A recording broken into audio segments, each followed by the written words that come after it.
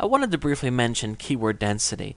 This is something that used to be really important back in the good old days, but now is not as important. The only thing is you want to make sure that you don't have too high of a keyword density, because that can trigger the spam filters on search engines. Basically, what this means is if you have a website that's about credit cards and you use credit cards like a million times on your page, search engines, they don't like that very much, because it appears as though you're trying to rank well for a certain phrase because you use it repeatedly.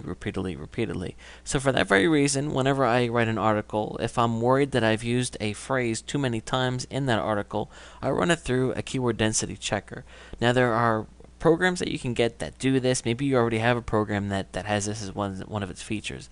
If you don't, you can find some free places. I just typed in free keyword density, and this came up, keyworddensity.com.